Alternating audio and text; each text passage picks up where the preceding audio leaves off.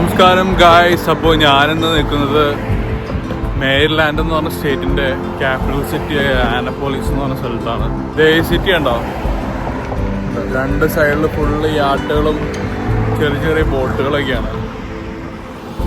ഞങ്ങളിന്നലെ ഞങ്ങളിപ്പോൾ താമസിക്കുന്നത് ആ കാണുന്ന ചർച്ച് കണ്ടോ, അതിൻ്റെ ഉള്ളിലാണ്.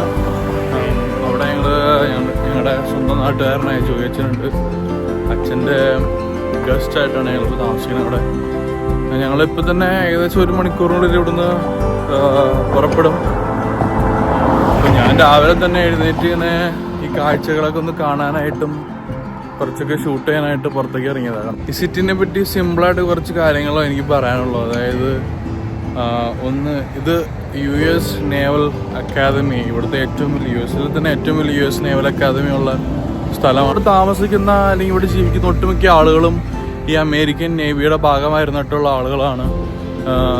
പണ്ട് റിട്ടയർഡായവരും പിന്നെ ഇപ്പോഴും നേവിയിലുള്ള വർക്ക് ചെയ്യുന്നവരും സ്റ്റുഡൻസും അങ്ങനെ ഒത്തിരിയധികം ആൾക്കാർ ഇവിടെ ഉണ്ട്. ഇവിടുത്തെ ഈ സിറ്റിയുടെ മെയിൻ ആയിട്ടുള്ളൊരു അട്രാക്ഷൻ എന്ന് പറഞ്ഞു കഴിഞ്ഞാൽ ഇവിടുത്തെ എല്ലാ സിറ്റികളും കണ്ട നമ്മുടെ നാട്ടിലത്തെ ഇഷ്ടിക പോലത്തെ കല്ല് വെച്ചിട്ടാണ് ഇത് മൊത്തം പണിതാണ്.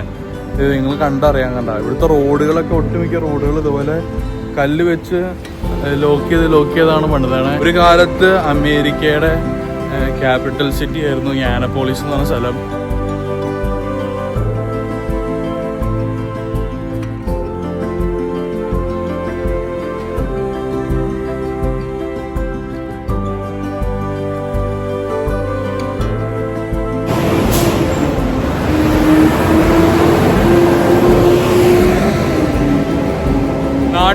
നാട്ടിൽ ഇല്ലാത്തൊരു സംഭവമാണ് വേസ്റ്റ് മാനേജ്മെന്റ്. ഉണ്ടാവും രാവിലെ ആകുമ്പോൾ തന്നെ വന്ന് അവർ വേസ്റ്റുകളെല്ലാം പിക്കപ്പ് ചെയ്തിട്ടോ. അത് എല്ലാ സിറ്റിയിലും കോമൺ ആണ്.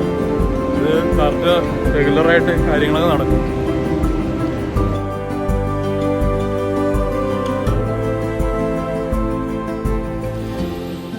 ഞാൻ കുറച്ച് ഉള്ളിലോട്ട് നടക്കാണ്. അതായത് ഇവിടേക്ക് കുറച്ചും കൂടിയും ആൾക്കാരുടെ വീടുകൾ ഒത്തിരി ഉണ്ടാവും. ഒരു വലിയ ചർച്ചോ എന്തോ സംഭവമാണിത്, എനിക്കറിയാൻ പാടില്ല. എന്തോ ഓഫീസ് എന്തെങ്കിലും ആയിരിക്കും നേവിയുടെ.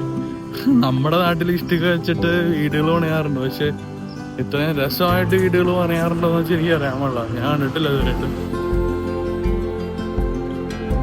പോളിസിലേക്ക് വരാനായിട്ട് 2 വഴിയാണുള്ളത്. അതായത് ഒന്നെങ്കിൽ നിങ്ങൾ ഫിലാഡൽഫിയിൽ നിന്ന് ട്രെയിൻ പിടിക്കാം. നിങ്ങൾക്ക് ഒന്നെങ്കിൽ DC-ലൊന്ന് ഇറങ്ങാം, എന്നിട്ട് അവിടെ നിന്ന് അല്ലെങ്കിൽ ബാൾട്ടിമോറിലൊന്ന് ഇറങ്ങാം.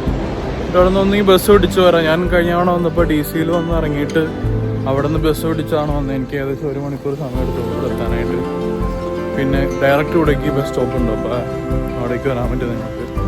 അല്ലെങ്കിൽ പിന്നെ ഡ്രൈവ് ചെയ്ത് വരാമെന്നുള്ളതാണ് ഏറ്റവും വലിയ ഈസി ആയിട്ടുള്ള കാര്യം.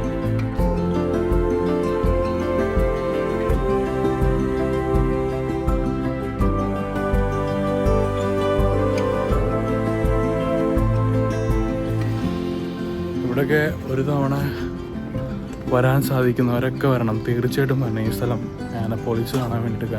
ആ വഴി പോകുമ്പോഴാണ് നേവൽ അക്കാദമിയുടെ മ്യൂസിയം എല്ലാം. പക്ഷെ നമുക്ക് അങ്ങോട്ട് പോകാനുള്ള സമയമില്ല. അപ്പോൾ നമ്മൾ തൽക്കാലം തിരിച്ചു പോവാണ്. കാരണം നമുക്കിനി 10 മണിക്കെങ്കിലും ഇവിടെ നിന്ന് പോയാലാണ് നമുക്ക് നമ്മുടെ മെയിൻ ഹബിലേക്ക് പോകാൻ പറ്റുള്ളൂ. ന്യൂയോർക്ക് മാൻഹാട്ടനിലേക്ക് പോകാനായിട്ട് ഇനി ഇവിടുന്ന് 3.5 മണിക്കൂർ ദൂരമുണ്ട്. അപ്പോൾ അതുകൊണ്ട് 4 മണിക്കൂർ കൂട്ടിക്കോ.